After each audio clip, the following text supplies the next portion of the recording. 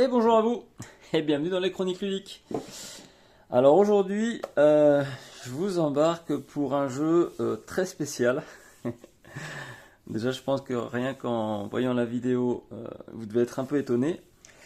Donc oui, c'est pas un jeu qui vous explose à la figure, voilà, qui en jette quand on le regarde. C'est un jeu très très particulier, puisqu'il s'agit de The Hunted. C'est un jeu d'une série de 4 épisodes, je crois, globalement.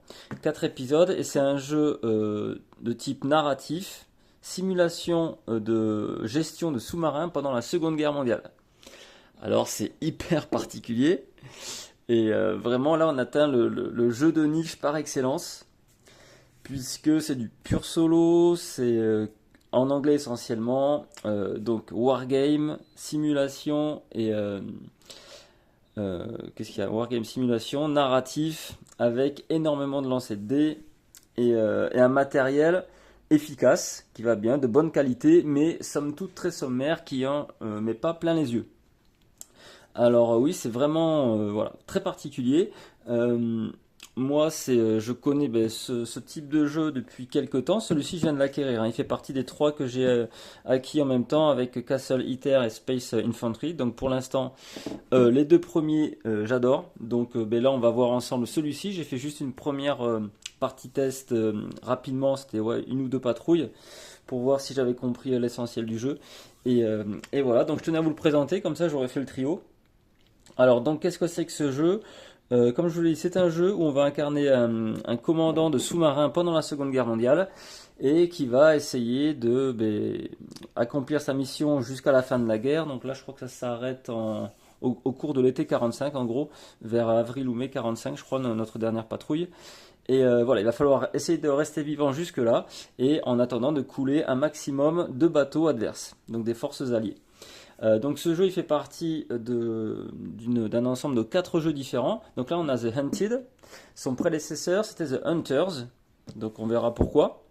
Il y a aussi Silent Victory et Riders of the Sea, je crois. Alors pourquoi 4 jeux en plus qui se jouent exactement de la même façon?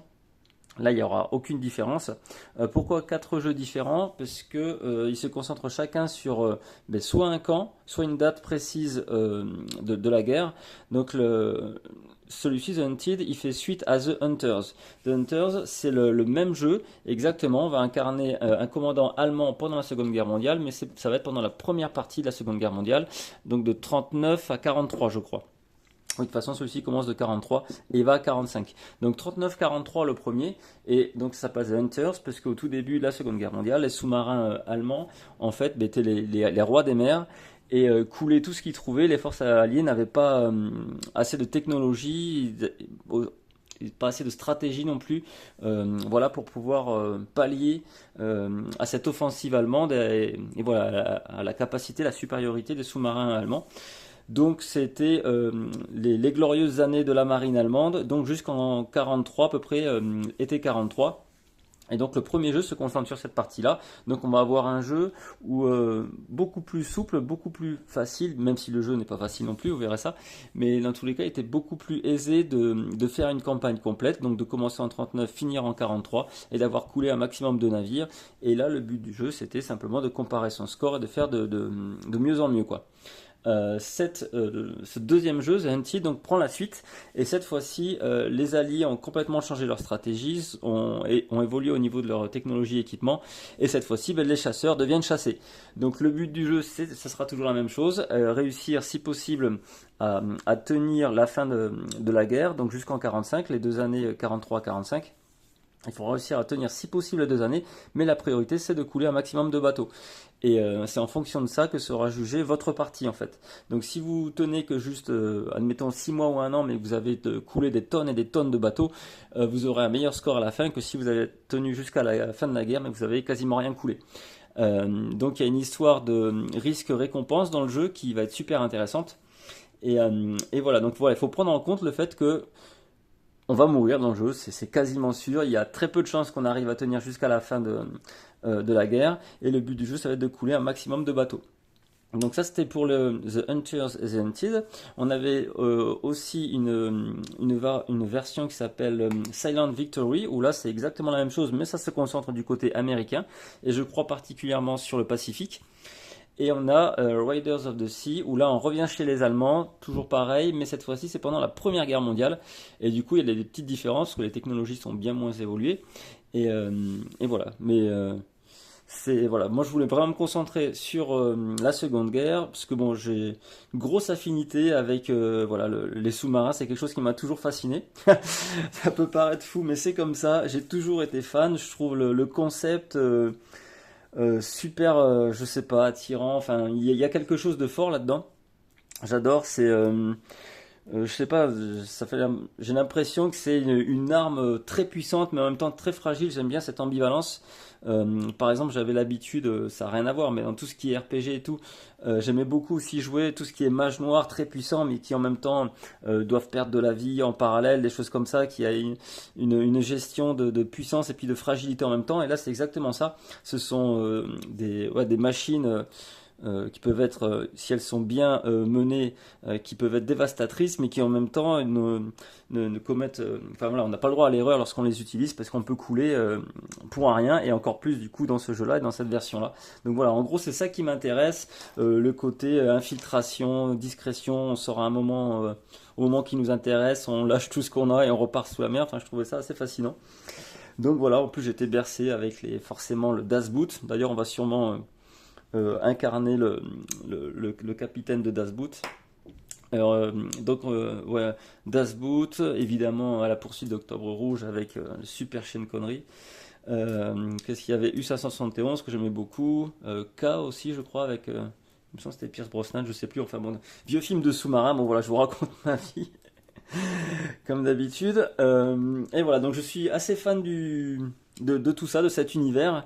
Et là, avoir un jeu compliqué, hein, on va pas se mentir, ça va être très hardcore de réussir des patrouilles et de survivre. Mais j'avais envie de vivre ça. Et en plus, donc c'est censé être un jeu narratif, il y aura énormément de lancers de dés dans le jeu. Et tous ces lancers de dés vont vous faire apparaître des événements dans tous les sens, aléatoires. Et donc il faut déjà adhérer au concept, hein, mais tous ces événements vont en faire du coup un jeu très narratif. Alors il n'y a pas de texte comme tous les soi-disant vrais jeux narratifs qui pullulent maintenant sur le marché, mais qui sont très bien aussi. Il y a des moments où on a envie de faire ça, mais moi je préfère plus faire fonctionner mon imagination et voilà pour voilà, essayer de m'imaginer voilà, justement ce qui se passe et me mettre à la place des gens plutôt que de lire juste un texte. Au final ça a plus tendance à me sortir du jeu que me faire rentrer dedans. Donc c'est censé être un jeu en parallèle narratif. Donc on a du wargame, énormément, une grosse dose de simulation, vous allez voir, et narratif. Et donc avec énormément d'aléatoire, avec aucune chance de survie. Ok? Ça vous intéresse toujours? Donc voilà. Donc The Hunted, donc qu'est-ce qu'on trouve dans une boîte? Finalement pas grand chose. Donc là la boîte est vide, hein. La boîte est vide, vous avez quasiment l'essentiel du jeu sur le plateau. Alors on va trouver la chose la plus importante, évidemment, les feuilles de sous-marin. Donc il y en a 7 recto verso. Donc ils sont tous différents. Alors faut pas s'attendre à des choses de fou, hein. Les sous-marins n'avaient pas des fonctionnalités, des équipements vraiment trop variés les uns par rapport aux autres. Principalement ce que l'on va avoir, déjà je vais vous montrer ce qui est intéressant pour chaque sous-marin. Il y a un petit, au niveau de l'historique, il y a un petit truc intéressant. Donc là, ça va être le type 7C, c'est le sous-marin de référence allemand, celui qui a été le plus utilisé. On voit ici le total qui a été produit, je ne sais pas si vous voyez, donc de 661, c'est de loin celui qui a été le plus fabriqué. Donc on voit à partir de quand on peut y avoir accès, donc à partir d'octobre 1940. Alors comme je vous l'ai dit, le jeu est une simulation. Le but du jeu c'est de jouer de façon la plus historique possible. On peut évidemment faire n'importe quoi, prendre un sous-marin qui est sorti quelques années plus tard, mais il n'y aurait pas de sens. Le but du jeu c'est vraiment de s'imaginer, on va prendre les rênes du jeu, mais on va s'imprégner de tout ce qui existait à l'époque et revivre ça de la façon la plus historique possible. Donc qu'est-ce qu'on en a d'autre? On a la longueur, donc lui il fait 66 mètres, on a son poids, 761 tonnes, sa vitesse, 17 nœuds, ça c'est son rang d'action, donc 6500 nautiques. Alors je sais pas exactement ce que ça représente, mais de toute façon c'est de suite intégré avec la map de patrouille. Son nombre d'équipage, donc là ils étaient 44 à l'intérieur, et donc voilà le nombre qui a été produit. Et ça, on a ça pour tous les sous-marins. Alors il y a beaucoup de variantes. Les sous-marins principaux, on a là c'était du 7C, vous voyez, et là il y a du 7D. Donc celui-ci qui est arrivé un petit peu plus tard, en 42, et qui va avoir éventuellement quelques petites stats différentes, mais vous allez voir, mais pas forcément. On a du 9, du sous-marin 9, on a du 11, du 12, du 21, il y a de tout, du 10. Il y a plein de types de sous-marins. Il y en a qui sont vraiment spécifiques à des missions de ravitaillement, par exemple, ou alors la pose de mine. Vous ne pourrez rien faire d'autre si vous prenez ces sous-marins. Enfin, ça va très très loin. Il y en a aussi qui sont spécialisés. C'est le 7C Flak qui est spécialisé dans le mitraillage contre les avions, contre l'aviation. Voilà, celui-ci, il est carrément équipé de 3 tourelles Flak, donc c'était la DCA en fait, hein, si vous voulez, sur les sous-marins, on les voit ici. On en voit 2 de ce côté et sûrement la petite en plus là. Je sais pas si ça se voit en caméra. Où est-ce que je suis? Non, si je montre pas la bonne chose, ça va pas le faire. Voilà. Donc je sais pas si vous voyez bien. Mais voilà le truc. Donc c'est plutôt sympa. Alors faut aimer ça, faut être fan. C'est vraiment particulier, je reconnais.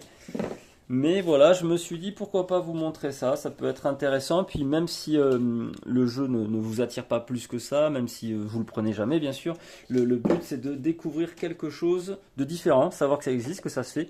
Et peut-être, pourquoi pas, dans quelques temps, partir sur un jeu un petit peu équivalent et vous dire oui, finalement, après mieux réflexion, c'est vrai que ça peut être pas mal. Bon, dans tous les cas, moi, c'est la réflexion que j'ai eue. Donc, je vous dis, je connais The Hunter. Celui-ci, je crois qu'il est sorti il y a un an, en 2020. Le précédent, The Hunter, est sorti en 2016. J'ai failli le prendre à l'époque. Et il y avait plusieurs petites choses qui m'ennuient dans le jeu. Vous verrez, le jeu n'est pas parfait. Hein, loin de là. Le jeu n'est pas parfait. Et j'ai pas mal hésité à le prendre au début. Je suis revenu, aller une fois de temps en temps. Tous les ans, je regardais une vidéo ou deux et les règles du jeu pour savoir si ça me bottait. Puis, je passais mon chemin. Et là, j'ai voulu me lancer. De toute façon, je suis fan de sous-marins. Il y a très très peu de jeux sur le sujet. Et encore moins le fait d'incarner un seul sous-marin. Je sais que par exemple sur Danversen Games, ils ont U-Boat Leader et Gato Leader qui font ça, mais c'est plus des modes de sous-marins. Je voulais vraiment quelque chose de narratif et je prenne les rênes du bétail. Donc c'est pour ça que j'ai pris ça. Et voilà, donc on va découvrir ça ensemble. Le but, ça va être de faire une patrouille, si possible une carrière la plus longue possible, on verra ça. Mais une carrière peut s'arrêter à la première patrouille et voilà, et c'est fini, et le jeu est terminé. C'est vraiment très punitif. Il y a énormément d'aléatoires, donc il faut accepter le deal. On peut s'arranger, il y a plein de modificateurs, on peut s'arranger pour que le hasard aille dans notre sens, mais il y a des grandes chances qu'on soit battu, coulé ou je ne sais quoi, de plein de façons différentes. Donc je reviens sur une feuille de sous-marin. Qu'est-ce que l'on peut voir dessus? Donc on voit, comme je vous ai dit, les petites stats du sous-marin. On voit le beau sous-marin tel qu'il est. Ok, donc notre 7C, il sera comme ça. Voilà. Ici, on a tout ce qui concerne notre commandant. Donc on a son rang ici et toutes les médailles qu'il va recevoir en cours de jeu. Alors encore une fois, tout est détaillé. On a les noms, les formes de tout ce qu'il y a dans le jeu. Alors c'est inutile, hein, on aurait pu faire des croix ou je ne sais quoi. Mais dans le jeu, tous les types de médailles qu'on va pouvoir éventuellement gagner sont représentés. Voilà. Avec leur nom, tout est détaillé dans les règles et tout, il n'y a aucun souci. Alors ça ne sert quasiment à rien, tout ça, ça sert à rien dans le jeu, c'est juste pour savoir qu'on les a récupérés. Par contre, il y en a certaines, comme celle-ci, elles, qui peuvent vous servir, vous donner des petits bonus. En jeu, oups là, on va rien voir. Ce genre de médaille, par contre, ça rapporte quelque chose, on verra ça en jeu. Mais la plupart, c'est juste comme ça, vous les mettez sur votre espace de récompense, et c'est tout, vous êtes content, vous avez gagné vos médailles. Qu'est-ce que l'on va avoir? On va avoir donc notre équipage, le niveau de notre équipage. Donc on va commencer simplement un niveau entraîné. Donc il y a 4 niveaux qui sont symbolisés ici. Je ne vais pas prendre tout le temps les tokens, sinon ça va être un petit peu long, mais ils sont représentés ici. On a les bleus, donc aux États-Unis tout ça ils disaient les green. Donc ce sera du vert pour eux. Nous on disait les bleus, les troufions. Entraînés, vétérans ou élites. Donc là ce sont tous les grades possibles de notre commandant, commençant du plus petit au plus haut. On a aussi des évolutions pour nos différents officiers. On va revenir ça sur l'équipage tout à l'heure. Puis après d'autres tokens qu'on verra. Pour l'instant, ça c'est pas le plus important. Donc on a le niveau de l'équipage, là les éléments qui peuvent arriver. Nous, ce qui nous intéresse beaucoup aussi, c'est tout ce qui est armement. Donc celui-ci, le 7C, était capable donc dans sa face avant, d'avoir 4 torpilles prêtes à être lancées et une à l'arrière. C'est donc chaque carré comme ça, c'est le nombre de torpilles qu'on peut avoir à l'intérieur. Donc 4 à l'avant, une à l'arrière, et ici on a le stock. Donc lui il en a 8 en stock et une de ce côté-là. Voilà. Qu'est-ce que l'on a d'autre? On a donc le deck gun, c'était le canon de proue en fait, hein, qu'on avait au-dessus du sous-marin. Donc le canon, alors ce qui est intéressant, c'est pareil, comme c'est une simulation, on reprend tout comme à l'époque. Au début de la guerre, ils avaient forcément des canons sur le sous-marin, et petit à petit, ils ont trouvé les états-majors que c'était pas assez pertinent. Ils coulaient pas assez de bateaux avec ces canons, donc ils ont petit à petit les ont retirés. Donc nous, on va commencer notre première patrouille avec, mais il n'est pas impossible et même très fortement possible, qu'on se le fasse retirer au cours du moment où on revient à la base pour refaire le plein. Il y a des grandes chances que l'état-major ait décidé de nous le supprimer, malheureusement. On a aussi donc le canon flag, ça par contre il le gardait hein, pour pouvoir tirer sur tout ce qui était aviation, se défendre tout du moins.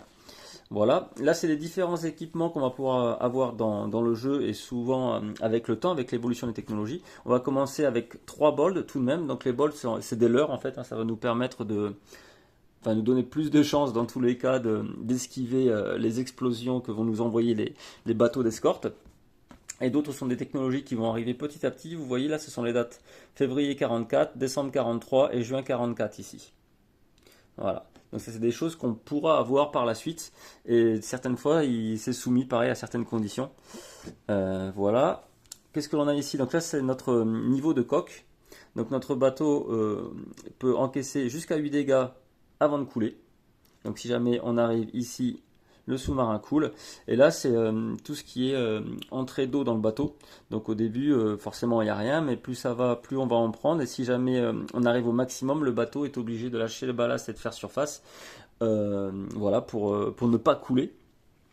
Et là, ça sera intéressant parce qu'on peut potentiellement se faire du coup capturer et qui capture aussi le bateau. Donc ça, c'est interdit dans le jeu. Si jamais votre bateau ou votre capitaine se fait capturer, dans le jeu, là, vous ne comptez même pas les points, c'est une défaite automatique. Parce que vous livrez Enigma, donc la machine encodée qu'il y avait dans les sous-marins, vous livrez Enigma aux alliés, donc là, votre partie est terminée, vous serez la risée de l'armée allemande, de la marine allemande. Donc si jamais ça devait arriver, il faut absolument que le capitaine se saborde et fasse couler le bateau. Donc il périra dans l'affaire, mais au moins il n'aura pas livré Enigma aux alliés. Donc oui, ça va un petit peu loin, hein, c'est très technique le jeu. Qu'est-ce qu'on a d'autre? On a tous les équipements possibles, hein, donc on a 2 moteurs électriques, 2 moteurs diesel, périscope, radio, enfin un petit peu de tout. Et ici, donc notre équipage, donc ils sont 44 en tout. On peut imaginer qu'en gros, chaque partie d'équipage, ici ça doit représenter 7 ou 8 personnes. Est-ce que vous voyez? Non, je vous montre quelque chose que vous voyez pas, remarque. Donc ici en gros ça serait 7 ou 8 personnes. Là on a notre commandant, on a notre premier officier, deuxième officier. On a Abwehr, alors je prononce très bien l'allemand, c'était notre officier qui était tout ce qui était radar et sonar. Ici on a notre ingénieur et là il y a le docteur. Donc il y a des petits emplacements parce qu'ils peuvent potentiellement être légèrement blessés, sévèrement blessés, voire tués de plein de façons différentes pendant la partie. Et en plus ils peuvent évoluer en niveau aussi avec l'expérience, ils peuvent évoluer puis nous procurer certains bonus. Et enfin toute cette partie là ça concerne nos patrouilles justement. Donc si vous voulez, vous pouvez faire très simple, gardez juste cette feuille là et puis faire votre patrouille. Alors dans le jeu on a des petits tokens pour tout. Donc évidemment pour notre sous-marin également. Donc tout est à base de tokens comme ça. Hein. Tout est symbolisé comme ça. Donc il est recto verso, mais l'autre côté c'est une certaine technologie qu'on n'a pas pour l'instant. Donc on le garde juste de ce côté-là.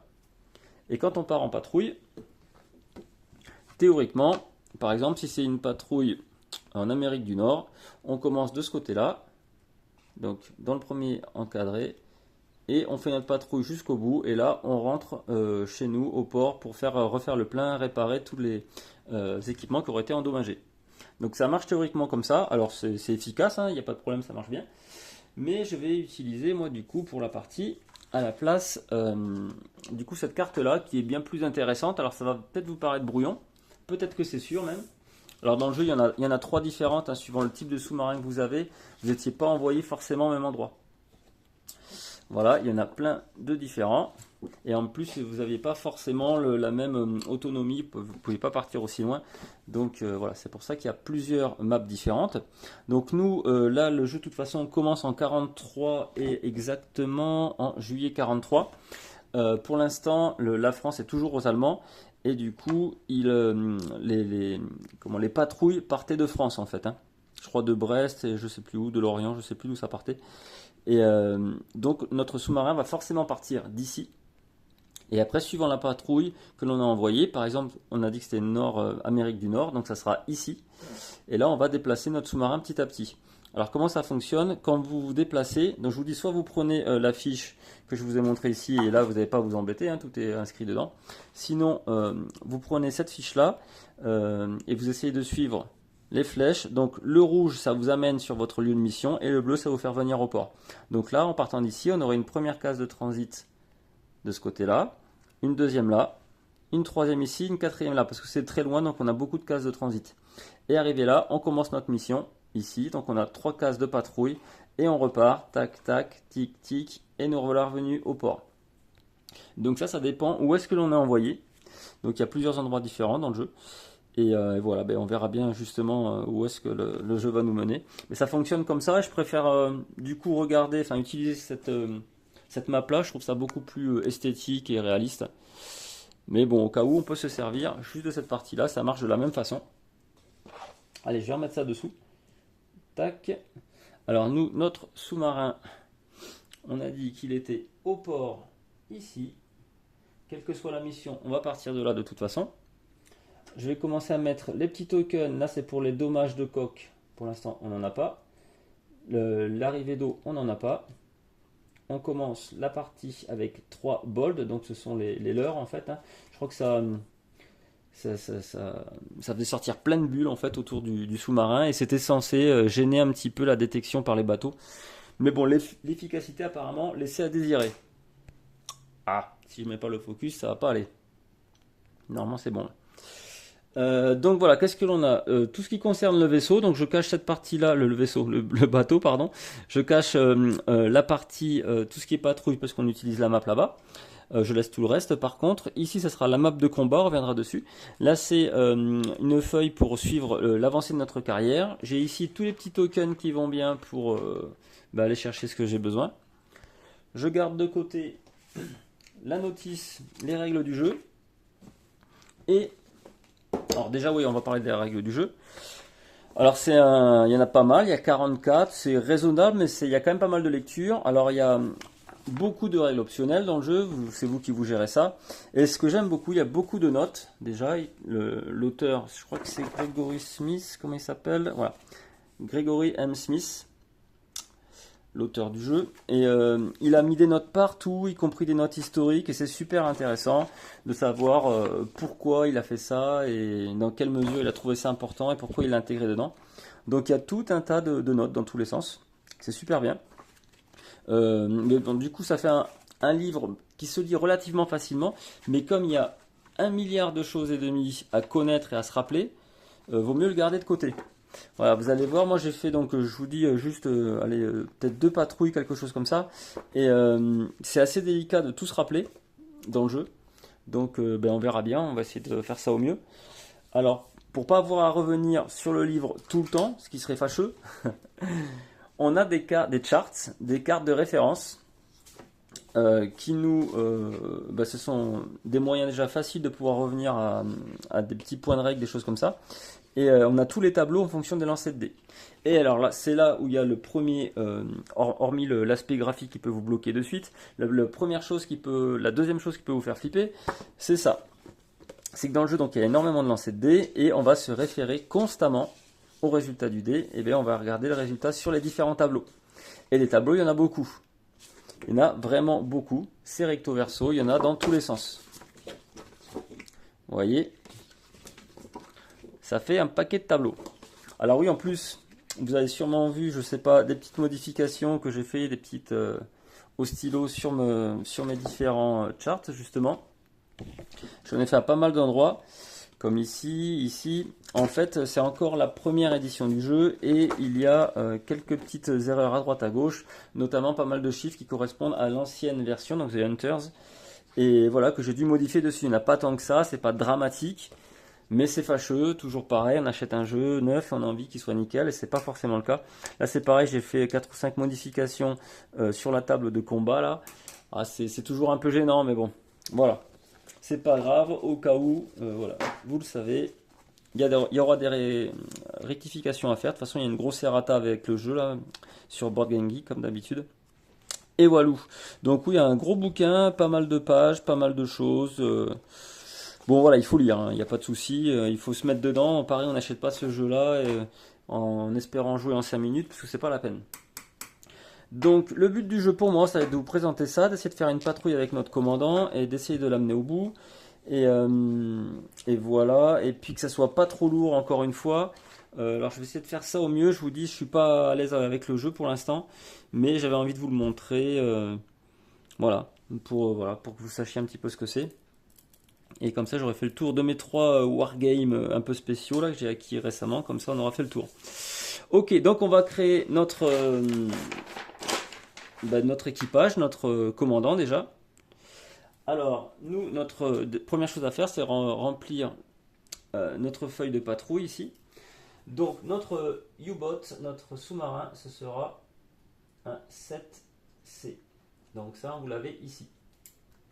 Son identifiant, alors c'est intéressant parce que en plus, mais ça va très très loin, je vous dis le jeu. Ça va, c'est extrême. Si vous voulez donner un nom à votre sous-marin, vous pouvez bien l'appeler comme vous voulez, mais c'était des U quelque chose. En prenant un 7C, vous savez théoriquement à quoi vous avez droit. Donc nous, comme dans le film Das Boot, ça va être le U96, et on voit qu'on peut le prendre entre U88 à U98. Donc ça fonctionne, on peut prendre ce chiffre-là. Puisque donc ça alternait, il y avait vraiment beaucoup de sous-marins et ça alternait à droite à gauche. En plus, il y a pas mal de sous-marins qui étaient faits pour l'apprentissage, donc ils partaient pas vraiment au combat. Donc voilà, c'est pour ça qu'ils ne sont pas tous utilisés. Nous, quoi qu'il en soit, le U96, ce sera notre sous-marin. Ok.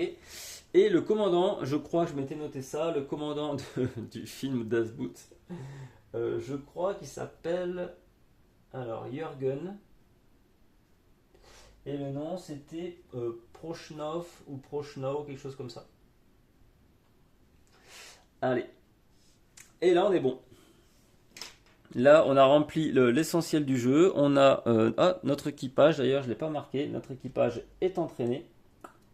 Je mets ça ici. Et on démarre de France. Notre base, elle est là.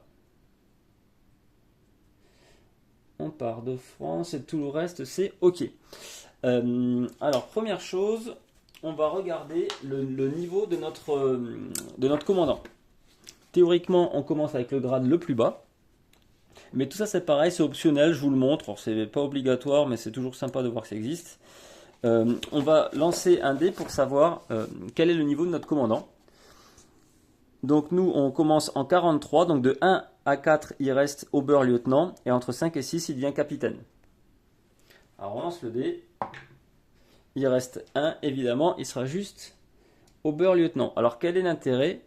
C'est que plus on devenait gradé, et plus on avait de possibilités de jouer sur notre destination, sur notre patrouille. Donc on avait une chance, et au fur et à mesure des grades, c'était bonifié, on avait une chance de dire, eh ben non, là-bas c'est une mission suicide, j'y vais pas, je préfère être envoyé de l'autre côté. Et voilà, mais là ce ne sera pas le cas, donc les missions qu'on va nous attribuer, on sera obligé de les accepter. Ok, donc une fois qu'on a fait ça, on va justement, alors que je ne dise pas de bêtises, ah ben si, j'ai oublié de remplir le bateau, mais je crois qu'on va d'abord tirer la patrouille, ce sera plus simple. Puisque en fonction de la mission qu'on va faire, on n'aura peut-être pas le même chargement dans le sous-marin. Alors donc on prend maintenant les charts justement qui correspondent à notre mission. Donc là c'est laquelle? Tac. L'assignation de la mission c'est ici. Patrol Assignment. Donc nous on est en 43 et jusqu'en décembre 43 on va lire ici dans cette colonne là. Et petit à petit on changera avec l'évolution dans le temps. Donc oui c'est vraiment très précis. L'auteur est un archi-fan des sous-marins et on a ça pour tout. On a les vraies destinations des sous-marins de l'époque. Bon, il a fait des probabilités sur les différentes rencontres que l'on pouvait avoir. Ce que j'aime beaucoup, c'est ça. Pour les différentes cibles qu'on va trouver en jeu. Donc on aura 3 types de cibles de bateaux, des petits, des moyens et des grands, les tankers. Et à chaque fois, il y a le nom de la cible. Par exemple, le Maltran, le Breakven, avec son tonnage. Tous ces bateaux ont été véritablement coulés pendant la Seconde Guerre. Donc c'est pour ça qu'ils se retrouvent là-dessus. Donc on les a en petits, on les a en large et on les a en tanker. Donc plus ça va, plus ils sont gros, plus il y a de tonnage et plus nous ça nous fait du score pour la fin de partie. Il est éventuellement possible de rencontrer des sous-marins adverses, donc américains principalement pendant la partie. Et éventuellement des capital ships, donc là c'est les cibles top prioritaires. Si dans votre carrière vous arrivez à en couler un, c'est le top. Donc il y en a très peu, ils sont tous indiqués ici, et avec des tonnages de malades. Donc il faut savoir qu'au début, dans la première partie de la Seconde Guerre, il y avait beaucoup de vaisseaux capitaux comme ça qui étaient détruits. Mais petit à petit, ils avaient une telle escorte et ils étaient tellement évolués que les sous-marins avaient quasiment aucune chance contre eux. Mais bon, il y en a quelques-uns de représentés, on pourra éventuellement essayer de les couler, nous aussi. Ok, ah oui, juste une petite chose, je ne vous ai pas montré au cas où. Dans le jeu, il est possible d'incarner un commandant en particulier, un commandant qui a existé. Alors c'est toujours sympa, j'aime bien moi qu'il fasse ça. À chaque fois, on voit donc la belle image qui va bien, du petit bonhomme avec son nom, date de naissance et compagnie. Donc lui, juin 44, je suppose que ça a mal fini. Et donc avec son bateau, le U515, c'était un 9C. Et il était réputé pour avoir une capacité particulière et ça a été attribué en jeu d'une certaine façon. Et ce qui est intéressant, c'est qu'on voit derrière tous les bateaux qu'il a coulés et le nombre de tonnes qu'il a coulé pendant sa carrière. Donc c'est toujours sympa. La partie rouge, en fait, c'est une partie qui n'est pas accessible pour nous. Il faut avoir le jeu The Hunters pour pouvoir faire ses premières patrouilles, les patrouilles qu'il a faites. Parce qu'en plus, oui, on vous donne les patrouilles que cette personne-là a fait avec son équipage. Donc ça sert à rien, bien sûr, mais c'est poussé à l'extrême, j'adore. Voilà. Donc sachez que ça existe, au cas où.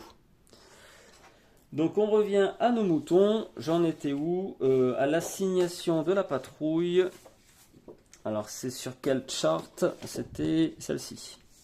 Donc nous, on a dit qu'on était en juillet 43. Donc jusqu'en décembre, on reste sur cette charte-là. Alors on va tirer le dé. Donc là les 2 dés. Pour savoir où est-ce qu'on nous envoie. Avec un 10, on va en mer Méditerranée. Ok, très bien. Alors c'est pas terrible. C'est pas terrible du tout. Là par exemple, si j'avais été mieux gradé, j'aurais demandé à ce qu'on m'envoie ailleurs. Parce que donc on part de France là, ici. Pour aller en mer de Méditerranée, il faut passer par le détroit de Gibraltar. C'est une zone très compliquée, très défendue et de base, même sans défense, c'est particulier pour passer là-bas en sous-marin. Donc ça risque d'être très chaud. Et en plus, quand on est envoyé en Méditerranée, on y reste le reste de sa carrière. Donc c'est un peu fâcheux, je ne sais pas si je vais garder ça. Pour que vous voyez d'autres destinations, ça serait dommage de passer toute la carrière ici. Alors je crois qu'il est possible d'en sortir, mais c'est soumis à des conditions, c'est assez technique. Donc j'hésite un petit peu, parce que du coup, toutes les autres patrouilles, on ne les fera pas pendant la partie. Ok, non, je crois que je vais relancer, je suis désolé, ça se fait pas, mais le but du jeu c'est de vous montrer quelques petites choses différentes. Et en plus, j'ai des grandes chances d'être détruit de suite en passant le détroit de Gibraltar. Ça serait dommage. Allez, tant pis. Désolé pour l'incartade, ça ne se fait pas. Mais on va être envoyé du coup avec le 9 en Amérique du Nord. Ok. Donc je crois qu'il y a la Méditerranée comme ça. Et une autre destination, mais eux, ils ne peuvent pas y aller. Je crois que c'est dans l'océan Indien. Ou c'est pareil, si on est envoyé dans l'océan Indien, ici. Du coup, on ne repart pas. Globalement, on reste ici. Là, il y a plus de chances d'en partir, mais globalement, on reste là. Donc nous, ce ne sera pas le cas. On est finalement envoyé en Amérique du Nord. On a réussi à se faire quand même plus ou moins pistonner. Donc ce sera North America. Donc on a notre patrouille. Ici, on va marquer les différents tonnages des vaisseaux qu'on a croisés. Et si jamais on les coule, on les entoure, des choses comme ça. Voilà. Alors j'espère que vous voyez en caméra, moi ça paraît tout flou dessus. J'espère que c'est bon. Donc ça c'est envoyé, ça c'est préparé. Donc nous, notre sous-marin qui est là, et bien voilà, c'est parti, on part en transit. Donc du port, première chose, donc notre destination ça va être North America, c'est celle que je vous ai montré tout à l'heure. On va faire 2 transits. Donc celui-ci juste près de chez nous, là, c'est le plus compliqué, là, c'est là où il y avait le plus d'alliés qui faisaient des rondes en tout genre, donc ça va être l'endroit le plus tricky pour nous. Après on a 3 transits plus cool, 3 patrouilles normales, c'est notre mission, et après on revient. Le but du jeu c'est de couler au moins un bateau. Si c'est pas le cas, notre mission est considérée comme un échec. Voilà. Alors ça a des répercussions pour l'évolution de notre commandant, puisque tous les ans il va pouvoir demander à être gradé. Théoriquement ça passe, et mieux il a joué, plus il a coulé de bateau, mieux c'est. Mais théoriquement il n'y a pas de problème, mais plus on aura de patrouilles infructueuses, et plus par contre on a de chances de rester à ce grade-là. Ok, donc là on est parti. On passe donc la première case au début, on est en transit, et c'est un transit un petit peu particulier, comme je vous dis, il est un peu plus technique celui-ci. Alors je vais sur la charte ici, donc vous voyez là il y a le détroit de Gibraltar ici qui est indiqué, qui est un peu spécial. Nous on va être là, donc Bay of Biscay, c'est notre premier lieu de transit, et après on sera en transit classique, vous voyez qui est un peu moins compliqué, on n'a que 2 chances sur 11 en fait en tout du coup de trouver un avion. Là c'est un petit peu particulier avec le chiffre 12, on reviendra dessus, c'est des événements particuliers, mais voilà. Allez, on va dire en gros il y a 3 chances sur 11 de choper quelque chose, sinon ça sera tranquille. Là il y en a un petit peu plus, un peu plus compliqué, puis il peut y avoir des escortes avec des bateaux, donc ça sera un peu chaud. Donc nous on lance d'abord, la première chose, c'est ici, donc on veut éviter de 2 à 5, donc tout ce qui est au-dessus de 5 ça nous va. Allez, on jette ça. Super, ça commence super bien. Les jeux vraiment qu'on se fasse détruire finalement. Entre la Méditerranée et ça. Donc là en fait, on a fait un 4, tac, donc on se fait repérer, enfin il y a un avion qui passe près de nous. Donc notre sous-marin, si jamais vous ne savez pas, le sous-marin il était forcément toujours en surface, à utiliser ses moteurs diesel. Et lorsqu'il approchait d'une cible, il partait sous l'eau, il utilisait ses moteurs électriques. Donc là, pour l'instant, il faut imaginer qu'on est en surface et notre équipage qui est à la vigie, tout le monde est, enfin pas tout le monde, mais une grosse partie est sur le pont en train de checker un peu partout. Et là, il y en a un qui repère un avion. Donc dans ce cas-là, le but du jeu pour nous, c'est de nous cacher le plus vite possible, de s'enfoncer dans l'eau ou éventuellement de vouloir le dégommer en utilisant notre sulfateuse. Bon, après, on n'a pas des...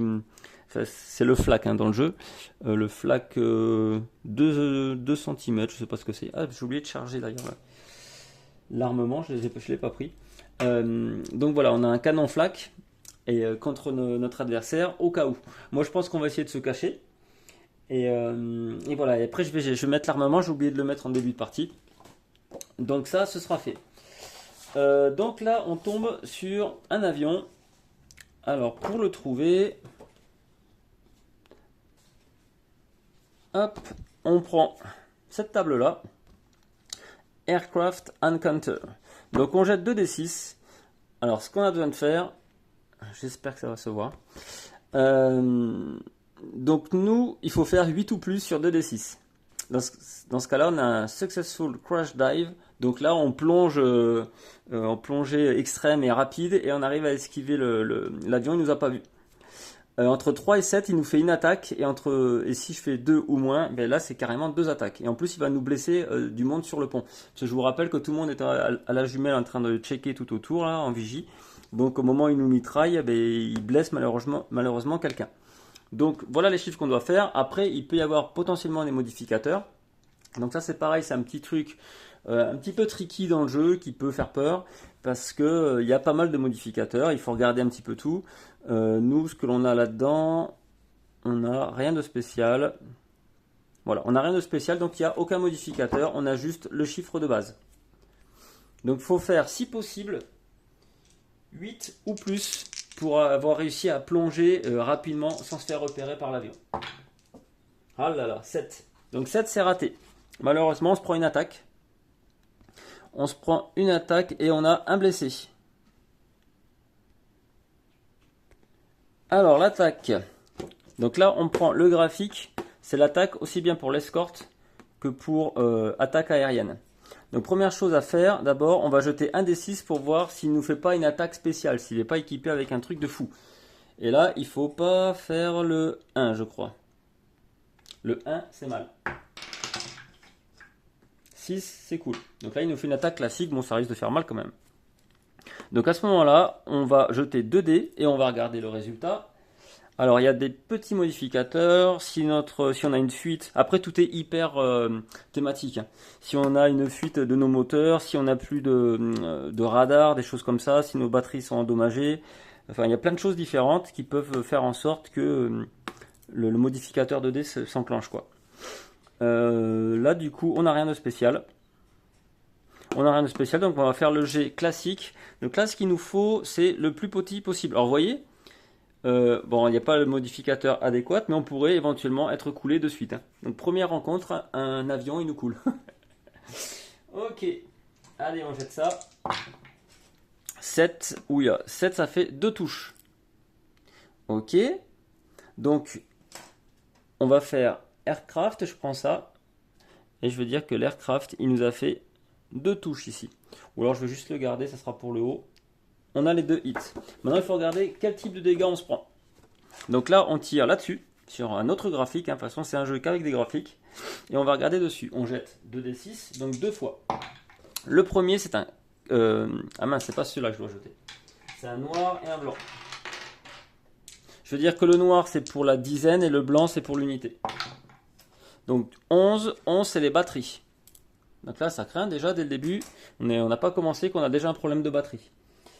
Ok, alors je prends des petits tokens comme ça, ils sont double face. D'un côté c'est endommagé et de l'autre c'est capoute. Donc je le mets, hop, endommagé, j'ai dit quoi? C'était la batterie il me semble. Hein. Tac, batterie. Donc là on regarde, en plus, ah je peux même essayer de réparer. Ok, donc sur les batteries. Le deuxième, ben je jette la même chose. Le deuxième, j'ai dit le noir, c'était la dizaine, 65. 65, qu'est-ce que l'on a? Ouh, on a 2, il nous a bien fait mal, hein. 2 points dans la coque. Donc là, ah c'est pas bon ça. Non, c'est pas celui-là, si c'est celui-là. 2 points dans la coque. Ok, donc là on a pris cher. On a réussi à plonger, mais on a pris cher au premier avion. On n'a pas commencé la patrouille encore. C'est magnifique. Mais il ne faut pas oublier que en plus de ça, donc là je peux remonter les dégâts qu'on a pris, on les a attribués, c'est bon. En plus de ça, on a un membre d'équipage qui s'est fait blesser. Donc là il faut savoir qui. Donc on va jeter 2d6 en fonction du résultat, on saura qui a été blessé.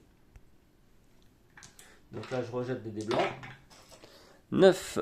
9 c'est un membre d'équipage, ça va. C'est le moins important. Ok. Donc ce que je fais, je prends ça. Ah oui, puis quel type de dégâts? Parce qu'il a pu se faire blesser plus ou moins fort. Donc là, on choisit avec 2d6, on voit qui s'est fait blesser. Ok. Et après, on jette un d6 pour savoir s'il est une blessure légère, blessure sévère ou s'il est tué. Voilà. Donc 1 d6. 1, c'est blessure légère, c'est super. Les blessures légères, ça n'a aucune incidence réellement sur la partie, sur le déroulé là. Et en plus, ça sera soigné automatiquement quand on arrivera au port. Ok, donc là je lui ai mis son petit token de light wound. Donc blessure légère. On a ici blessure sévère. Et on a évidemment le killed in action ici. Au cas où. Mais là il s'est pris qu'une blessure légère. Donc là c'est plutôt sympa. Comment je mets ça? Comme ça, c'est bien? Allez. Ok, bon, ça c'est terminé. On a réussi à passer l'avion. C'est bon. Allez, transit suivant. Là, il faut espérer être plus tranquille quand même. Transit suivant. Donc cette fois-ci, on regarde simplement la charte de transit. Alors, il faut juste rappeler, pendant notre patrouille, le premier 12 qu'on fera sur le tableau de rencontre, le premier 12, à la place de regarder ce que l'on rencontre, on va partir sur le graphique des événements aléatoires, qui 9 fois sur 10 sont tout pourris. Alors là, on est en transit, on fait un 5, on regarde, 5, il ne se passe rien. Donc moi, je veux entre 4 et 11, ce sera parfait. Donc là, il ne se passe rien, nickel. On avance au suivant, donc je rejette les dés, toujours pareil. 10, ouf, on frôle, mais c'est bon. Dernière case de transit. 8, c'est nickel. Donc là, on arrive à destination de notre patrouille. Donc on part dans le North America. Donc cette fois-ci, on va regarder. Non plus donc dans le transit, mais dans le North America. Et vous voyez qu'il y a beaucoup plus de choses. Et nous, ce que l'on cherche, principalement, ça va être soit un bateau, tout seul, c'est nickel. Donc soit un ship, on verra lequel, si c'est un petit, un grand ou quoi. Un tanker, ça serait top. Pourquoi pas un convoi, mais alors les convois sont escortés quand même. Et après, bon, éventuellement Moi, je vais éviter l'escorte absolument, surtout qu'on s'est fait toucher. Donc le top, c'est essayer de trouver autre chose, un bateau tout seul. Donc on va voir ça. Alors, on va jeter les dés et on regarde. Là, on a fait un 6 pour le North America. Oh là là, excellent. Il y a un bateau tout seul. Qu'est-ce qu'il fait là, celui-ci? Bon, en même temps, il est au bout du monde, il ne s'attendait pas à ce qu'on débarque là. Donc, nous voilà notre première rencontre et notre première cible potentielle. Donc, un bateau. Alors, par contre, c'est quoi comme bateau? Là, il va falloir tirer le dé. Alors, là, on récupère évidemment un autre graphique. Donc, on va déterminer la taille. On va jeter un D6. De 1 à 3, il est petit. 4, 5, il est large. Et 6, c'est un tanker. Par contre, on peut seulement rencontrer ce tanker. Hop là. Si je vous montre pas, ça va pas. Il faut que je fasse gaffe à ça. On pourra seulement le rencontrer s'il fait partie des cibles potentielles. Mais nous, en North America, c'est possible de rencontrer un tanker. Donc, ce chiffre 6 serait valide. Ça serait le top. Si c'est un tanker qui est en face de nous, voilà, c'est du beurre. 4, malheureusement, c'est pas le cas, mais c'est un large. C'est un large freighter. Donc, on est content quand même, on va pas se plaindre. Un bateau large qui se promène tout seul. Donc là, on prend la table des rencontres de large freighter. Donc, on a tout ça. C'est un bon paquet. Et là, on va, ça va de 1 à 100. Donc, ce que je vais faire, je prends du coup 2 dés comme ça. Ok. Ces deux-là. Et comme tout à l'heure, le noir, c'est la dizaine. Et le blanc, c'est l'unité. On est sur du 40. On a rencontré le bateau 40. Quel est-il? On est bien sur du large, oui. On a rencontré... Oula. Est-ce que ça se voit? Pelotasloid. Pelotasloid. Ok. Intéressant. Ce qui nous intéresse à nous simplement, c'est qu'il fait 5200 tonnes. Et ça, c'est plutôt pas mal. Ça, c'est un beau bébé. Donc je marque ici 5200. Et le but du jeu, ça va être de le couler. Donc je prends un token. On a les tokens pour les grands, pour les petits, pour les capitaux, pour les sous-marins. D'ailleurs, pour les capitaux, il y a même la forme du bateau avec leur nom dessus à chaque fois. Donc là, c'est un large. Donc ce large, il a entre 3 et 4 points de coque, suivant son poids.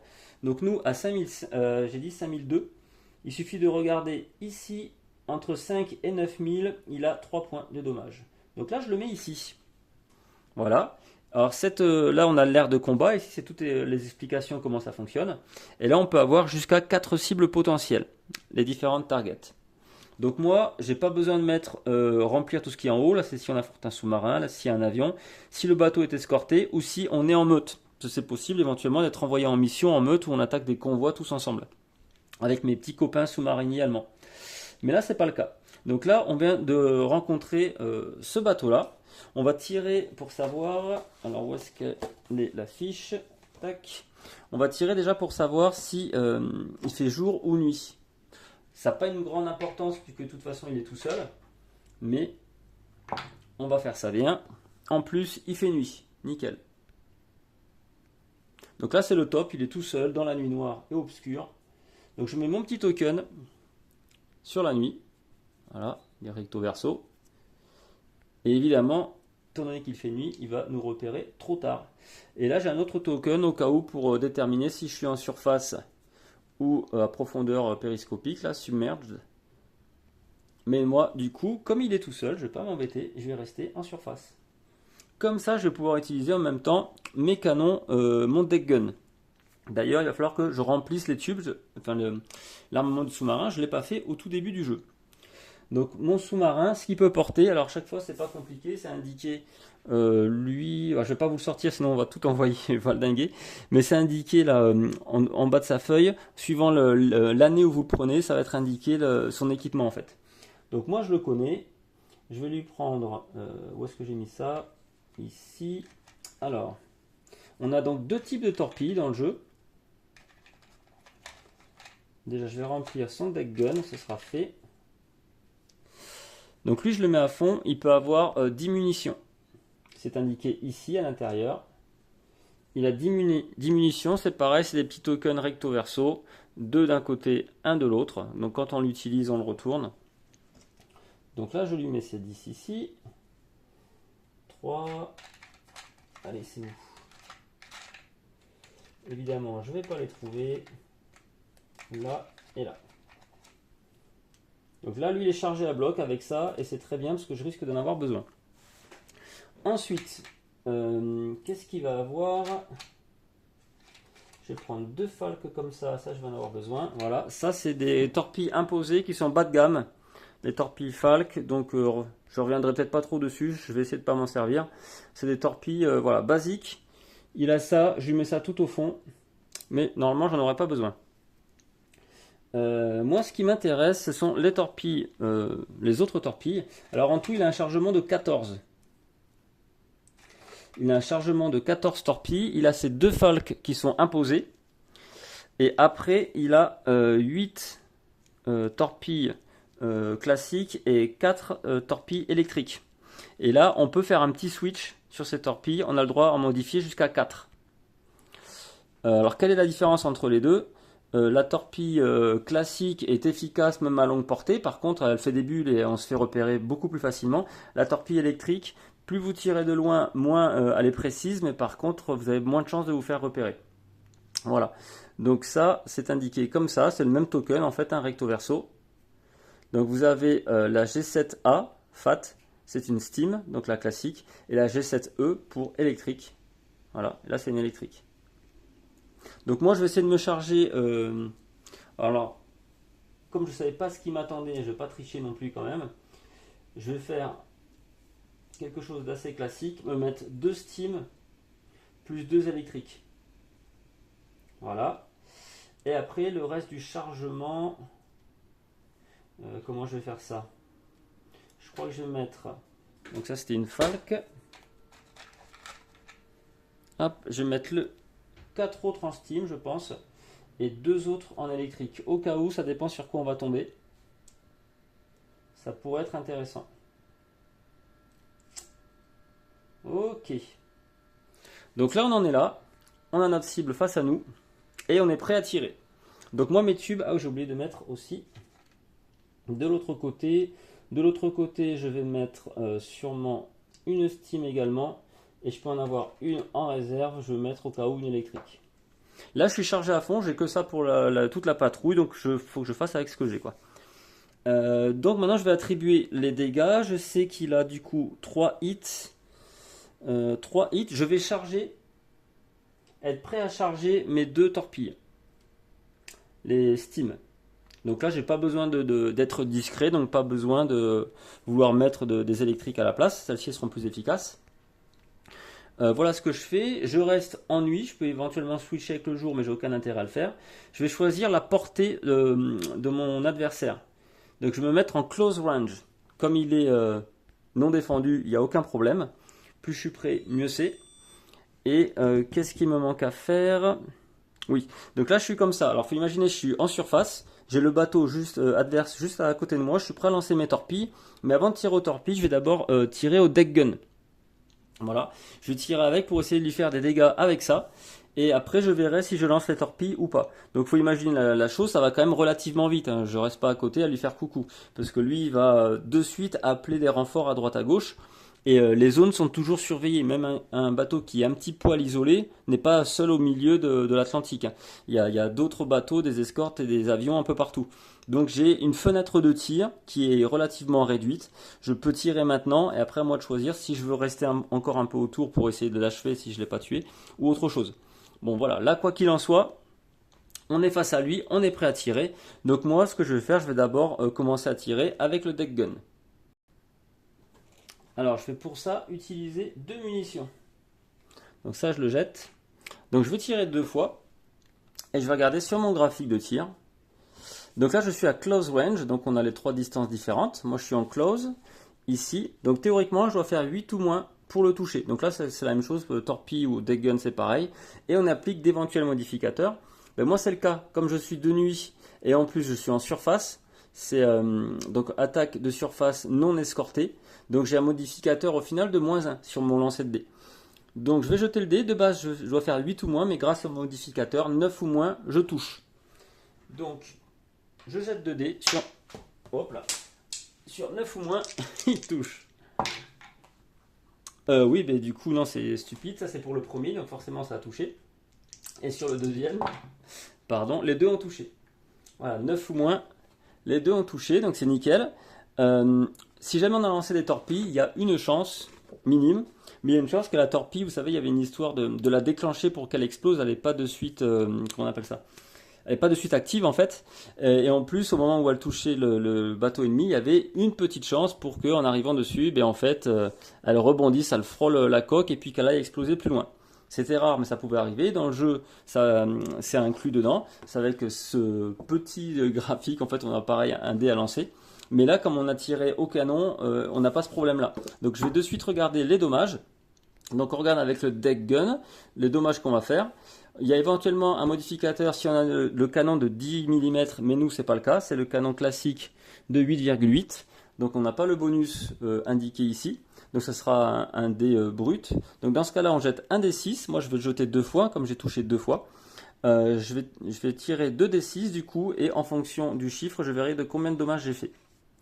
Donc je vais essayer de faire le plus petit possible. Oula, j'ai un 1 et un 6. Donc le 6 déjà c'est un seul dommage, mais le 1 c'en est 2. Donc je lui mets ces 3 dommages. Le premier, ça le fait monter une case au-dessus. Le deuxième, encore au-dessus. Et le troisième, il arrive là. Et il n'a plus de coque. Il est coulé. Et ce bateau est coulé du coup. Ça, je peux l'enlever. Et je me marque, je me l'entoure, qu'on a coulé notre premier bateau. Donc d'ores et déjà, la patrouille est une réussite. Et c'est plutôt sympa. Ok, nickel. Donc ben là on a fini, j'ai même pas eu besoin du coup de lancer les torpilles contre lui, je les avais préparées au cas où. Donc c'est comme ça que ça fonctionne, hein. Si jamais vous ratez, vous faites un tir tout pourri, ben vous pouvez choisir de lancer les torpilles. Et inversement, on peut commencer par les torpilles et tirer au canon après au cas où. Et on pouvait éventuellement, ben, vous savez, il y a le bateau, on tire dessus, et si ça marche pas, on passe dessous, puis une fois qu'on l'a dépassé, on balance notre torpille arrière qui a là pour essayer de l'achever avec un peu de bol avec la torpille arrière. Mais là, c'est pas le cas. Il a été détruit. Donc ça, c'est bon. Notre rencontre est terminée. Et on passe au transit suivant. Alors, transit suivant, je reprends ma charte. Donc on est toujours en North America.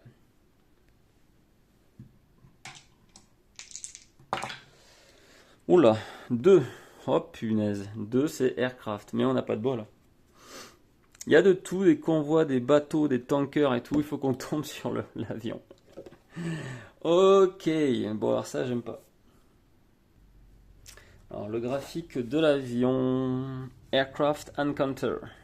Alors là qu'est-ce que l'on a de spécial? Green Crew, 44, donc on n'a rien. On n'a aucun modificateur, donc il faut que je fasse absolument 8 ou plus. 8 ou plus. Oh là là, 6, ça va être comme tout à l'heure. Une attaque et un membre d'équipage blessé. Ok. Mais tout à l'heure, j'avais pas fait 2 attaques. Ah, mais si, j'ai fait 2 attaques tout à l'heure, je crois. Alors, voyons. Oui, non, mais je confonds avec les dommages, moi. Non, j'ai rien dit. J'ai rien dit. Donc, où est-ce que c'est? Tac, tac. Voilà. Escorte et air attaque. Donc là, est-ce que j'ai un bonus? J'ai rien de spécial. Batterie endommagée. Hey, c'est le cas. On a les batteries endommagées, donc on est beaucoup moins souple pour pouvoir aller sous l'eau. On va mettre beaucoup plus de temps. Donc on a un malus. Oh là là là là. Et rien de spécial. Et rien de spécial. Très bien. Donc là, il faut faire quoi? Le plus petit possible, sachant que le chiffre que l'on va avoir, il sera, faudra rajouter plus 1 à cause de nos batteries endommagées. 12. Est-ce qu'on serait pas coulé? Oh non, juste 5 touches. Juste 5 touches. Ah, vous voyez, le jeu, il pardonne pas. Ok. Bon. Ben, est-ce que ça va pas être la fin de notre patrouille, par hasard? Donc, on prend le chart et on regarde. On va tirer, donc, comme tout à l'heure, le dé noir pour la dizaine et le dé blanc pour l'unité. On va tirer 5 fois. Je vais me ticker un dé là, parce que sinon, je vais peut-être oublier une attaque. La première, donc 46. Mon 2 cm flak est endommagé. Ah, mais d'ailleurs, je suis bête. Je suis bête, ça n'aurait pas changé grand chose. Mais quand on a quelque chose d'endommagé, on peut essayer de le réparer. Je le ferai tout à l'heure, tant pis pour moi. Tant pis pour moi. Mon 2 cm flak est endommagé. Boum. Donc je suppose qu'il perd en précision. Ok, ça c'était le premier hit. Le deuxième. D'ailleurs, on a combien? Ouais, 5 hits, on avait dit et tout. Là, on est à 24. 24, il dit quoi? Il dit flak guns. Encore? Ok. Ok, ok. Donc là, il n'y a pas le choix. Celui-ci, on le retourne, il est capoute pour la partie. On ne pourra pas mitrailler les avions. Ok. Tir suivant. 32. Le snorkel, nickel, on n'en a pas. Donc c'est un équipement spécial du sous-marin, on n'en a pas, et donc dans ce cas-là, on ne perd rien. Le 51, flooding. Ah, on prend un dégât d'eau. Il y a une arrivée d'eau dans le sous-marin. Donc on arrive ici. Donc ce qu'on va faire de suite, c'est s'assurer que ça ne se répand pas dans le reste du bateau. Donc dans ce cas-là, on jette un dé. Il faut faire 1, 2, 3, 4, sinon on prend un deuxième dégât des eaux. Voilà, c'est bon, ça en reste là, nickel. Donc là, j'ai fait les 3 assignements. Il m'en reste 2. 2, 65, ça on a vu, c'est pas bon. 2 dégâts de coque. Pouah, on est mal. Et le dernier dégât, 22. Le moteur électrique, 2. Ok. Endommagé. Donc ben là, il y a pas mal de choses. Il y a pas mal de choses, mais c'est terminé. On a réussi à plonger quand même. Alors tout ce qui est dégâts de coque, ça on peut rien en faire. Ça, on peut rien en faire. Ok. Bon, maintenant, une fois que la rencontre est terminée, on refait surface et on élimine le dégât des eaux. Donc ça, c'est enlevé. Par contre, je vais essayer de réparer moteur électrique. Ah, j'ai oublié de mettre mon blessé. Moteur électrique et les batteries. Ça, je vais essayer de les réparer. J'ai oublié de le faire. Donc, tant qu'on a notre ingénieur, on peut essayer de faire ça. Alors, pour réparer, on a dit batterie. On jette un des 6 sur 1 et 4. De 1 à 4, c'est réparé. C'est cool. Donc, les batteries ne sont plus endommagées. Et l'autre, c'est le moteur électrique. Electric Engine, c'est réparable aussi de 1 à 4 également. Et là, par contre, ça reste pas bon. Qu'est-ce que ça me fait, ça, comme problème? On a un modificateur négatif de plus 1 pendant l'escorte ou air attack. Ok. Et si jamais... D'accord. Si les deux moteurs électriques sont out, on a un modificateur de plus 2 encore. Enfin, si les deux électriques sont out, on peut plus aller dans l'eau et là, ça craint. Donc, on va maintenant regarder qui s'est fait blesser. On jette 2 dés. On jette 2 dés, on a un 5. Un 5, c'est notre docteur. Aïe. Le docteur se fait blesser. Donc ça, c'est pas bon. Quel type de blessure d'ailleurs? De 1 à 6. Allez, petit. 1, c'est une light wound. Bon, ça c'est cool. Donc le docteur Tuning Light. Oh punaise, on a coulé un bateau, mais on a pris cher. Ok, bon, la rencontre est terminée. Allez, nouvelle rencontre. Quand même, on va essayer de faire quelque chose de pas mal. Il y a North America, il y a plein de rencontres différentes possibles, plein de bateaux et autres. 4 et 4, 8. Donc là, on a 2 bateaux et une escorte. Donc là, ça va être intéressant pour la vidéo. Donc 2 bateaux. On va tirer déjà, est-ce qu'il fait jour, est-ce qu'il fait nuit? 4, il fait nuit. Donc je reste sur la nuit. Ensuite, quel type de bateau? J'ai dit qu'il y en avait 2. Et l'escorte, par contre, ça je le mets en place. Je mets le petit token dedans pour me rappeler que c'est escorté. Donc là, de suite, c'est pas la même chose. Hein. C'est beaucoup plus tricky pour affronter les bateaux. Donc là, je jette le dé 2 fois. Je vais jeter les 2 du coup. Moi, je veux le plus gros possible. Ha ha ha ha. De 1 à 3, c'est des petits. Petits. Ils sont où? Mes petits bateaux, ils sont là. Donc je prépare les tokens de petits bateaux. Donc là je le mets dans les 2 cibles. Et on va aller chercher sur le graphique. Mais quel genre de petits bateaux on a? Donc là ça va de 1 à 100. Je vais prendre ces 2 dés là, comme d'habitude, le noir c'est la dizaine. On a, hop, du coup je le lis comment? 0,4 ça. 0,4, on a Leveragra. 3700 tonnes. Ok. 3700 tonnes. Donc 3700. Tac, il est ici. Et le deuxième, c'est le 51. Le Fjordheim 4100 tonnes.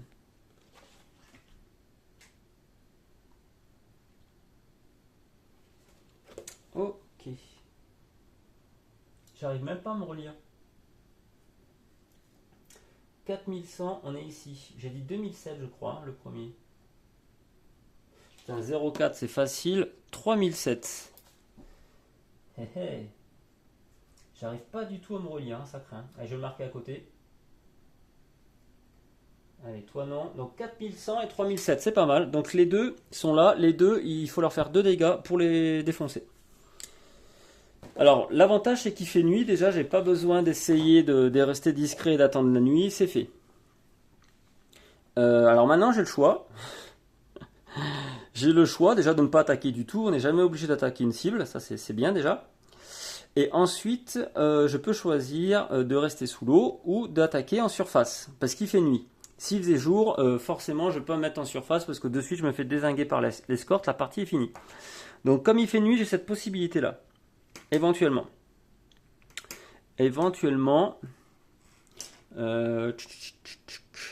Comment on va faire?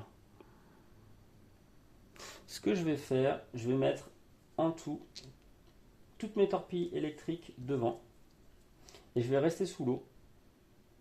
Comme on s'est fait pas mal blesser déjà, hein, faut pas se mentir, on a pris des dégâts de coque, on a des problèmes électriques et tout, on va essayer de pas trop se faire repérer. Du coup, je vais rester sous l'eau. Donc je me mets en profondeur périscopique. La distance, je vais me mettre en médium peut-être.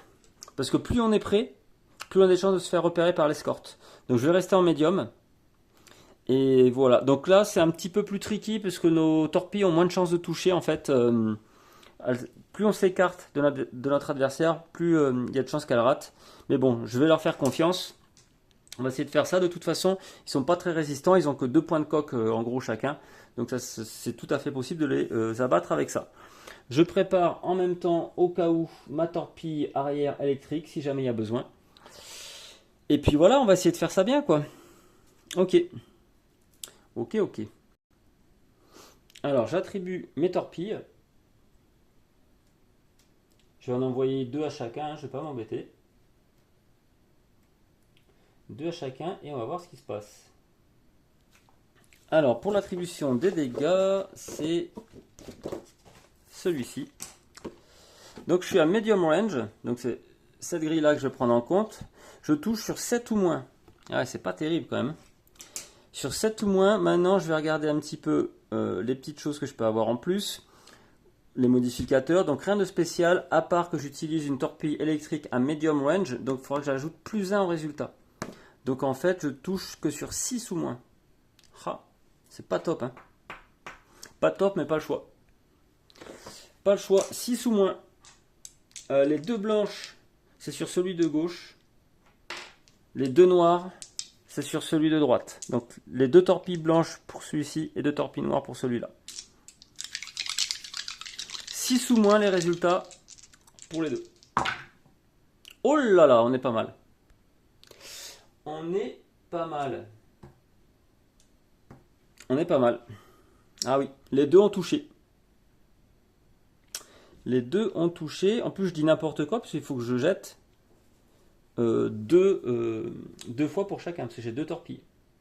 Donc là, tous les 2, ils en ont pris une. Et je rejette pareil. Blanc toujours à gauche et noir à droite sur 6 ou moins. Donc celui-ci, le blanc, a touché également. Donc lui, il va couler, j'espère. Et là, 5, 3, 8, j'ai raté. Par contre, celle-ci n'a pas touché notre cible.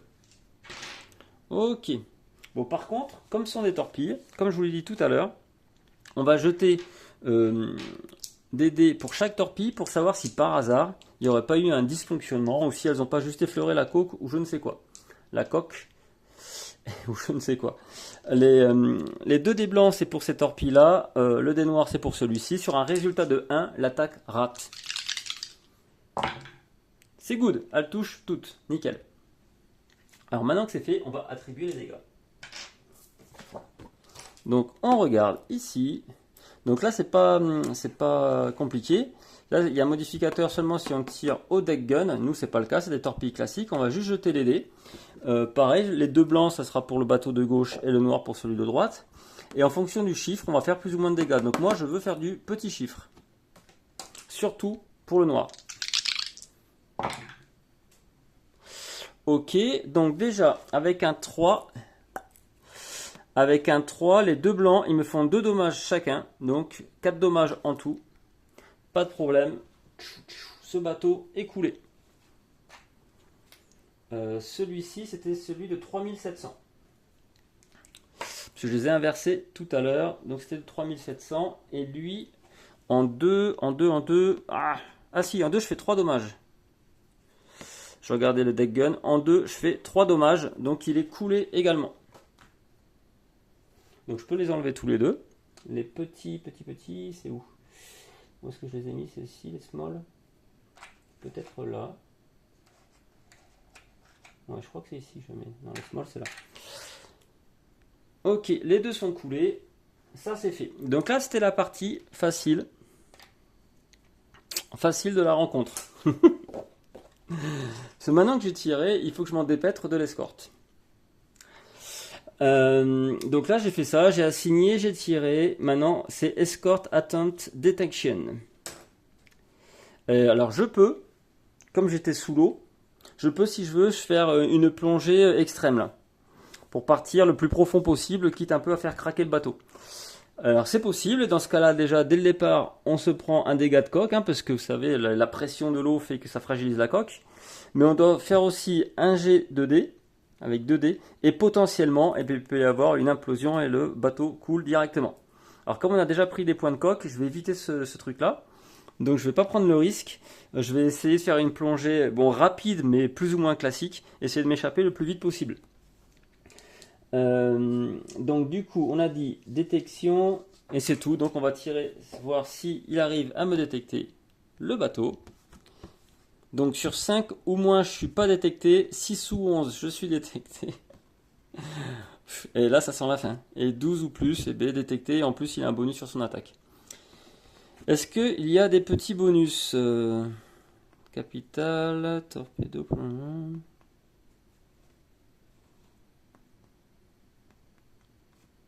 Je regarde. Ah, si j'avais tiré à distance en long range, j'aurais eu un petit bonus, mais c'est pas le cas. Ah, je vais utiliser Bold. Bold Decoy Used. Allez, je lâche mes petits leurres comme ça, là. Mes petites bubules. Et c'est tout ce que l'on a. Donc on a un bonus de -1 sur notre résultat. Donc je vais tirer les 2 dés. Et sur 6 ou moins, au résultat total. Sur 6 ou moins, il ne me détecte pas. Là, il faut faire petit, sinon on est mort. 6 ou moins. Super, nickel. C'est exactement ça que je voulais. On a frôlé la catastrophe, donc on est juste détecté. Enfin, juste détecté. Donc maintenant, il va nous faire son attaque. Déjà, on va regarder s'il ne nous fait pas une attaque spéciale. Eh ben si. Ok, attaque spéciale. Allez, laquelle? Voilà, pas de 6 si possible, enfin même 5. Même la classique, elle est affreuse. Donc là, c'est Hedgehog, le hérisson. Et on va prendre copieux dans notre museau. Ouf. Donc qu'est-ce qu'il nous fait? Sur 1 ou 2, il nous touche. Sur 3 ou 6, il nous rate. Ok. Ah non, pas ok. J'avais pas vu. Les dégâts sont bien plus puissants que un truc classique. S'il nous touche, le nombre de dégâts est là. 5 touches, 7 touches ou coulées. Donc là, il faut qu'il misse. Hein. Donc là, il faut qu'on fasse au moins 3 OD. Sinon, on est mort. Allez, 3 ou plus. Ok, nickel. Donc il touche. Maintenant, on va regarder combien de touches il nous fait. C'est dingue quand même. On est là, entre 3 et 6. J'arrive pas à lire ce mot. Coulé. Il a coulé mon porte-avions, mon sous-marin. Bon, ben voilà. Voilà une patrouille classique de commandants allemands pendant la deuxième moitié de la Seconde Guerre mondiale. Eh oui, oui, le jeu est très punitif, il pardonne pas, il fait mal. Il fait mal, il fait mal. Donc avec 5 et 4, 9, 12, 12, on est à 13 tonnes coulées. 13 tonnes. Est-ce que par hasard ça nous donne la moindre récompense, je ne sais quoi. Donc de 10, hop là. De 10 à 20, j'ai rempli mes obligations envers la nation. C'est possible que des films ou des bouquins par la suite fassent un peu référence à moi. Ok. Ok. Bon ben voilà. La partie est terminée. Ah ouais, ça peut aller très très vite. Hein. Déjà, le premier aircraft, il nous a fait bien mal. Bon, j'avais déjà fait des premiers tests, ça s'est beaucoup mieux passé. Hein, je vous rassure, c'est pas tout le temps comme ça. Mais voilà, le côté narratif, il est là, c'est qu'on s'imagine des choses et part en patrouille avec ce petit équipage qui est confiant en son commandant. Et malheureusement, on s'est retrouvé coulé. Voilà, retrouvé coulé ici, à cause d'une escorte avec son attaque du hérisson. Oh punaise. Ok. Bon, bah voilà, après c'est dommage parce que du coup on n'aura pas été plus loin.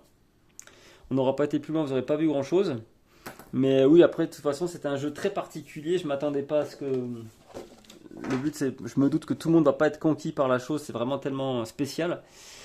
Mais voilà, ça m'a fait en tout cas plaisir de faire la vidéo et de vous montrer ça. C'est vraiment un ovni dans le domaine du jeu de plateau, solo, wargame et tout. Il est vraiment très particulier. Alors, j'ai passé beaucoup plus de temps à décrire le jeu, à installer tout ça qu'à jouer finalement. Mais voilà, au moins, ça donne un bon aperçu de ce qui se passe en jeu. Donc voilà, moi je trouve ça intéressant. Là, par contre, il faut vraiment savoir où on met les pieds hein, parce que c'est très aléatoire. Ça, à la limite, ça va. Le petit truc un peu casse-pied, c'est les modificateurs à pas oublier sur les différentes tables. Mais bon, ça peut aller aussi. Mais après, voilà, c'est le côté totalement random du jeu. Quand même, ouais, c'est bizarre. Et qu'est-ce que je voulais dire de plus? Ouais, je sais plus. Je sais plus ce que je voulais dire, le petit souci aussi, c'est pas grave. Enfin voilà, là en tout cas vous avez eu un bon aperçu du jeu. C'est particulier, mais oui, il y a quand même beaucoup de petits points de règle, beaucoup de choses, ça va très très loin. C'est dommage qu'on n'est pas revenu au port, vous aurez vu. Quand on revient au port, imaginons qu'on... Allez, tout s'est bien passé, on n'a rien coulé de plus ou quoi, mais on arrive jusque là. Donc là on va avoir un mois au port, forcément, de refit, ils appellent ça. Donc à ce moment-là, on met un R ici pour se rappeler qu'on fait un refit classique, simplement, on fait le plein, on recharge les munitions, des choses comme ça. Et après, en fonction de notre équipage qui est blessé, on va pouvoir éventuellement rester plus longtemps, on va devoir rester plus longtemps au port, mais nous, comme ils étaient tous les deux en blessure légère, il n'y a pas de problème, c'est soigné. Donc ça, c'est enlevé. Donc tout est réparé, c'est en fonction du nombre de choses qui ont été endommagées.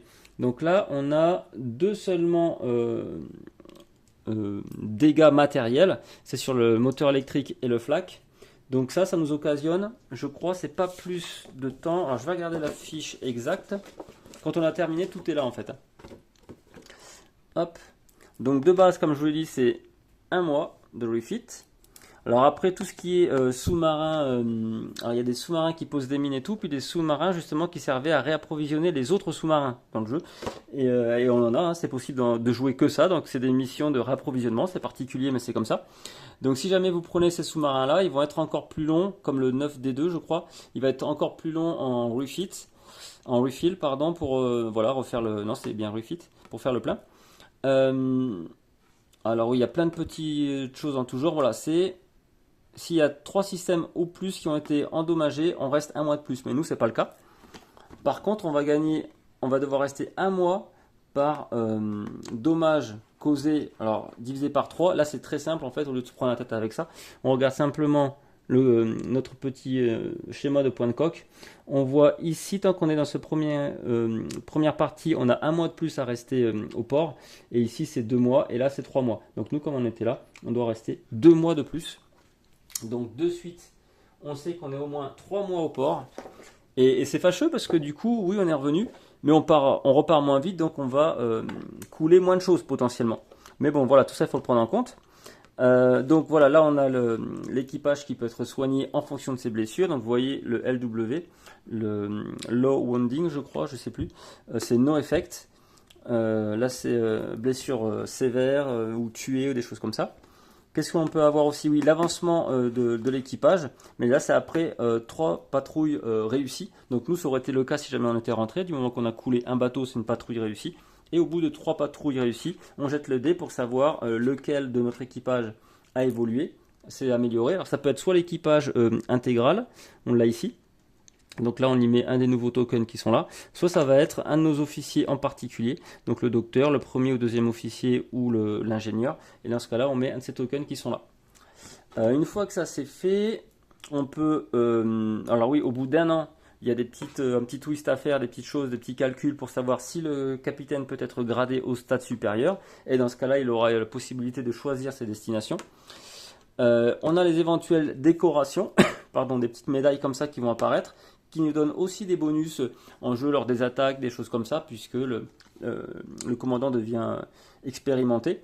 Donc c'est à partir d'un certain nombre de bateaux coulés, ou de poids, en tout cas là c'est 50 tonnes. Pardon. Nous je vous rappelle qu'on est à 13 tonnes ici, donc il fallait encore partir quelques fois en patrouille.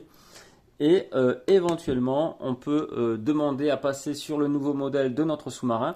Alors, il faut savoir qu'on serait resté sur le type 7. Normalement, un sous-marinier ne changeait pas de type de sous-marin. Il prenait des versions améliorées. Donc, je crois 7D ou des choses comme ça. Mais on n'aurait pas pu passer sur un 9, un 11 ou je ne sais quoi. Et voilà, et puis vous faites ça à chaque fois et vous repartez de nouveau pour une nouvelle patrouille et vous essayez de tenir le plus longtemps possible. Alors il y a des évolutions, hein. Comme je vous dis, à partir de février 44, on a un équipement amélioré pour repérer l'aviation, ça aurait été pas mal. Des petites choses pour pouvoir, voilà, globalement se faire moins repérer quand on est en mer. C'est pas énorme, mais c'est des petits modificateurs de plus 1, plus 2 qui peuvent être intéressants. Et voilà, des choses comme ça. Donc la partie principale, ça va être des patrouilles de ce style-là. On va se balader et on essaie de couler un maximum de bateaux. Mais ça se peut qu'on vous envoie dans des missions très particulières. Donc ça peut être de type Wolfpack, comme je vous ai dit tout à l'heure, donc mode de loup. Dans ce cas-là, vous attribuez votre petit token comme ça sur votre plateau. Et donc vous partez en mission classique, en patrouille classique. Mais si jamais vous tombez... Alors, où est-ce que j'ai ça? Si jamais vous tombez lors de vos balades, tac, sur un convoi, voilà, Alors, si vous tombez sur n'importe quoi, vous faites votre rencontre classique. Si vous tombez sur un convoi, à ce moment-là, vous avertissez les autres sous-marins autour de vous et vous faites une attaque groupée, donc meute de loup, Wolfpack, comme ça, contre ce convoi. Et c'est intéressant parce que du coup, en même temps, vous allez avoir un éventuel modificateur sur le fait d'être détecté, puisque ça se peut que les escortes soient focalisées sur quelqu'un d'autre. Et il y a des grandes chances du coup que ce soit plus facile pour vous de couler des bateaux. Donc c'est un dérivé des missions patrouille, le côté Wolfpack, qui peut être intéressant. Vous avez aussi des missions à vous demander de poser des mines à certains endroits. Donc dans ce cas-là, vous aurez moins de torpilles en partant, puisque tous vos sas de torpilles initiaux seront remplis par des mines. Donc voilà, c'est juste des petites choses comme ça. Donc vous qui vous servent à rien et qui vous empêchent de tirer, bien sûr. Donc il faudra arriver, dès que vous arrivez à destination. Donc je vous rappelle, le transit, c'est pas votre lieu de mission, c'est la balade. Mais dès que vous arrivez à destination, vous allez pouvoir lâcher les mines. Si tout se passe bien, vous faites un test de rencontre. Si c'est vierge, vous lâchez vos mines. S'il y a une rencontre, vous la faites, malheureusement. Et là, vous ne pourrez pas tirer, hein, par contre, ça sera un peu compliqué. Et il faut attendre d'avoir aucune rencontre sur le lieu donné pour pouvoir lâcher les mines. Et il y a un équivalent aussi. Cette fois-ci, vous n'avez pas besoin d'avoir des mines avec vous, vous pouvez vous charger correctement, mais il y a quelqu'un, un spécialiste sonar ou je ne sais quoi, à déposer quelque part, ou en tout cas à faire détecter quelque chose, je ne sais pas l'intérêt exact, mais là cette fois-ci, il faut pareil, de nouveau arriver sur une case de mission, de patrouille, qu'il n'y ait personne et vous occuper de détecter avec ce spécialiste les environs. Et là, et seulement à ce moment-là, votre mission sera réussie, considérée comme réussie. Là, quel que soit le nombre de bateaux que vous aurez coulés, il faut réussir sa mission, c'est-à-dire donc soit poser des mines, soit avoir emmené le spécialiste pour la détection radar. Voilà, donc ça va plutôt très loin et là j'effleure à peine les choses parce qu'il y a tellement de possibilités dans le jeu, c'est très poussé. Comme je vous dis, là c'est tout bête, hein, quand on tirait par exemple les attaques de jour ou de nuit, il y avait une chance sur deux, mais si vous êtes dans l'Arctique, il y a beaucoup plus de chances suivant le mois où vous êtes, qui est le jour ou la nuit. Enfin, c'est parti dans l'extrême, c'est de la simulation en fait, hein. Ça va très très loin sur tout un tas de choses. Alors c'est bien, mais c'est presque trop, hein, ça peut faire peur, hein, c'est sûr. C'est presque trop, mais voilà jusqu'où on va dans le jeu, c'est assez balèze. Et voilà, mais je tenais à vous le montrer puisque c'est un ovni complet. Je pensais que c'était toujours intéressant pour vous de le découvrir, même si ça vous excite pas plus que ça, au moins vous savez que ça existe. Et ouais, c'est toujours pas mal. Et puis voilà. Mais surtout, n'hésitez pas dans les commentaires de me dire ce que vous en pensez, même si j'ai pas été loin finalement, je vous ai pas montré grand chose. Mais juste savoir si ça a éveillé votre curiosité, si vraiment c'est trop spécial pour vous. Bon, je me doute, hein, les composants c'est ultra basique. Ultra basique, tout en anglais, pas facile, beaucoup de règles optionnelles, plein de modificateurs de dés, des tableaux partout, enfin, c'est un aléatoire de fou, très peu de contrôle, toutes les chances de mourir. C'est vraiment le jeu de base, quand vous regardez ça, il a rien pour lui, mais finalement on passe un bon moment et on s'éclate bien quoi. Donc voilà, je crois que j'ai tout dit sur le jeu. Ça aurait été une petite parenthèse spéciale celui-ci. Vous inquiétez pas, je vais revenir à des jeux plus classiques par la suite. Mais voilà, j'ai fait ma petite parenthèse Wargame en tout genre. Ok, bon j'espère que la vidéo vous aura intéressé, tout du moins, voilà, que vous aurez appris quelque chose. Et puis voilà, je vous remercie d'avoir regardé jusque là et je vous dis à très bientôt dans les chroniques ludiques. Bye bye.